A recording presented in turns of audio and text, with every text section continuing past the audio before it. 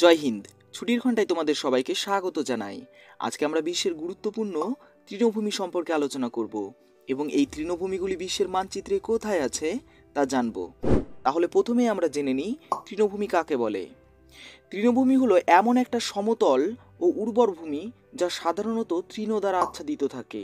অন্যভাবে বলা যায়, তৃণভূমি হলো এমন একটি ভূমি যেখানে বাস্তুতন্ত্রের প্রধান উপাদান হলো তৃণ ও গুল্ম জাতীয় উদ্ভিদ। অবশ্য মাঝে মাঝে এখানে বড় গাছও দেখতে পাওয়া যায়, কিন্তু সেটা খুবই নগণ্য। তৃণভূমিকে বিভিন্ন জায়গায় বিভিন্ন নামে ডাকা হয়, যেমন উত্তর আমেরিকাতে পেইরি, দক্ষিণ আমেরিকাতে বলা হয় পম্পাস, সেলভা, লানোস, সেররাডো এবং আফ্রিকাতে বলা হয় সাভানা, ভেল্ড।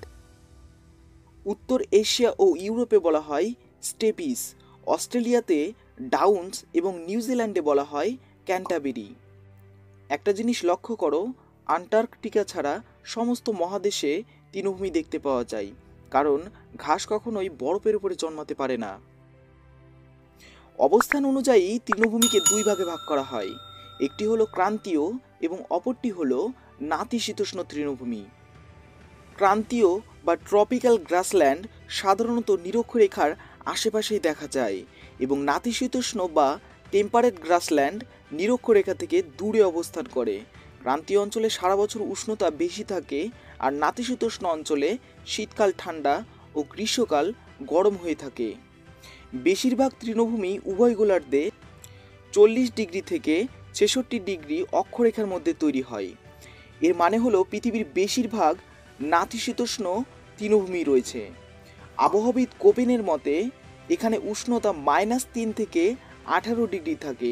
সারা বছর এখানে গড় উষ্ণতা কম থাকে, এই জন্য এখানে বৃষ্টিপাতও কম হয়, যার ফলে তৃণ বৃদ্ধি পাওয়ার মতো অনুকূল পরিবেশের সৃষ্টি হয়, কিন্তু বড় গাছের জন্য অনুকূল নয়। তাই তৃণভূমিগুলিতে সাধারণত বড় গাছ দেখতে পাওয়া যায় না।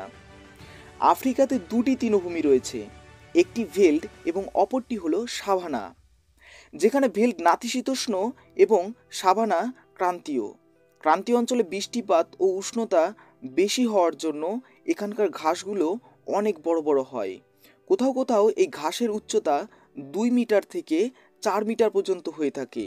উদাহরণ হিসাবে বলতে পারি এলিফ্যান্ট ঘাস।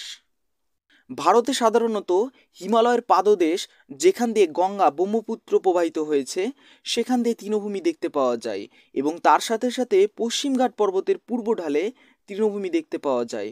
কারণটা হলো পশ্চিমঘাটের পূর্ব ঢাল একটি বৃষ্টিচ্ছায় অঞ্চল, যার কারণে এখানে বৃষ্টিপাত অনেক কম হয় এবং বড় গাছ ভালোভাবে জন্মাতে পারে না, তাই এখানে তৃণভূমি দেখতে পাওয়া যায়।